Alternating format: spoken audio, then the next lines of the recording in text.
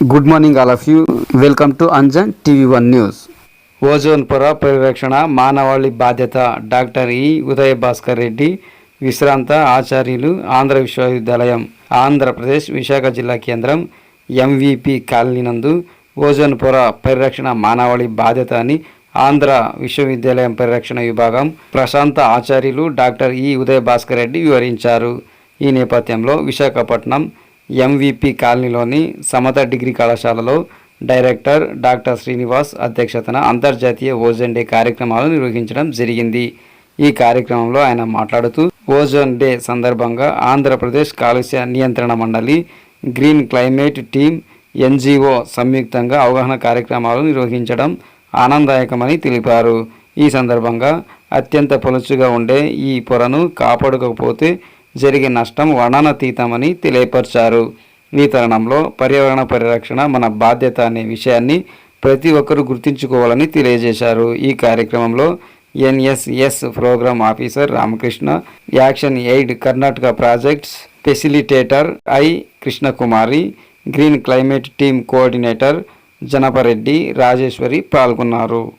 Ozone పొరను కాపాడుకుందాం, భవిష్యత్తు తరాలను జీవించనిద్దాం, భూమి మీద సమస్త జీవకోటిని కాపాడాలనే ఆలోచనతో ఈరోజు సమతా డిగ్రీ కాలేజ్లో green climate team, pollution control board కలిపి ఒక కార్యక్రమం నిర్వహించడం జరిగింది. ఈ అవగాహన కార్యక్రమంలో విద్యార్థులు, ఉపాధ్యాయులు, అలాగే Andhra university environment department professor Ayub Reddy గారు రావడం జరిగింది. చాలా అవగాహన కలిగించడం జరిగింది.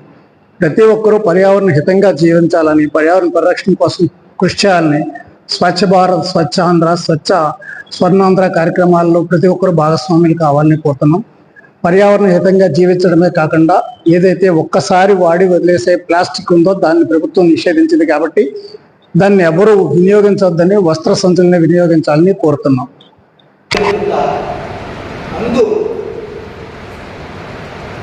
కాయాలకు గాయాలంటే కాయం ఒక శరీరం, శరీరానికి గాయాలంటే స్కిన్ క్యాన్సర్. కనులకు గాయాలు, కళ్ళకి గాయాలంటే ఏంటి? శుక్లాలు, క్యాట్రాక్ట్. ముందు గాయాలకు గాయాలు, కనులకు కాయలు గావించు కన్నం ఎందుకంట?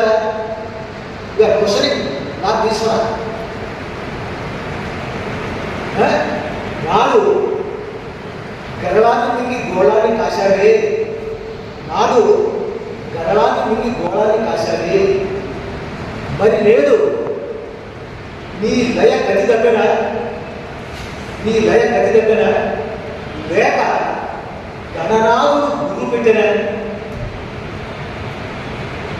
నీ నామ సంవత్సరంలోనైనా మంచిగా గానవయ్య నా గతి అని ఇది వచ్చింది. అంటే ఇది అర్థం.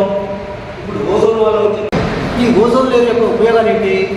ఇది మన భూగోళానికి చాలా ప్రత్యేకంగా ఉన్నటువంటిది. దీనివల్లే ఈ భూమి మీద ఈ రకరకాల జీవులు, జీవరాశులన్నీ కూడా మనగలుగుతున్నాయంటే ఆ ఓజోన్ లేయర్ ఉండడం వల్లే. ఆ ఓజోన్ లేయర్ ఏం చేస్తుంది? సూర్యుని నుంచి వచ్చేటువంటి సూర్యరశ్మిలో తీవ్రమైనటువంటివి, ప్రాణాంతకమైనటువంటి అల్ట్రావైలెట్ రేడియేషన్స్ ఉన్నాయి. అల్ట్రావైలెట్ రేడియేషన్స్లో 3 రకాలు ఉంటాయి. అవి ఏమిటి? అల్ట్రావైలెట్ ఏ, అల్ట్రావైలెట్ బి, అల్ట్రావైలెట్ సి అనే 3 రకాలు ఉంటాయి. అల్ట్రావైలెట్ ఏ అనేటువంటిది సురక్షితమైనది, జీవకోటికి అల్ట్రావైలెట్ నుంచి ప్రమాదం ఏమీ లేదు. అల్ట్రావైలెట్ బి ఇది damaging component of the ultraviolet race.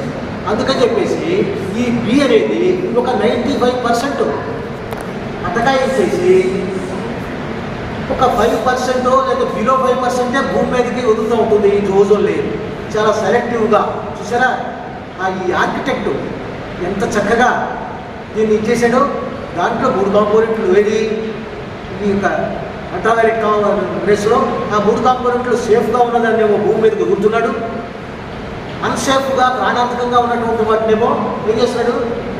వాటిని అక్కడ స్టాప్ చేస్తున్నాడు, ఫిల్టర్ చేస్తున్నాడు. ఫిల్టర్ చేయడం అంటే ఏమిటి? మీరు టీ ఫిల్టర్ లాగానో టీ పొడి లాగా మిగిలిపోతుంది అనుకోకండి. అక్కడ ఓజోన్ లేయర్లో ఈ ఓజోన్ తోటి ఇవి రియాక్షన్ జరుగుతూ ఉంటుంది. ఎవరికి? అల్ట్రావైలెట్ రేడియేషన్స్కి, దీనికి ఓజోన్ మాలిక్యూల్స్కి, ఓజోన్కి. అప్పుడు ఓజోన్ ఏమవుతుంది?